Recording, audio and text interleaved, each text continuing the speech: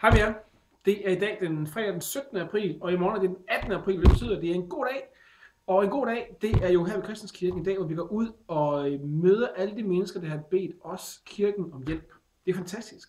Cirka næsten 40 mennesker bedt os om hjælp, og vi har simpelthen brug for, at flere frivillige overvejer at komme i morgen. Måske bare et par timer, måske bare fra 9 til halv 1, eller fra halv 1, 12 halv 1 til klokken 3. Fordi vi har simpelthen så mange opgaver, som vi gerne skal have løst, og vi mangler lige nogle flere hænder. Så hvis du sidder lige nu her fredag og overvejer, hvad er godt i morgen, jeg har ikke noget på programmet, hvad kan jeg gøre? Så kan du faktisk glæde andre mennesker ved at komme og lave noget meget, meget nemt, praktisk hos dem.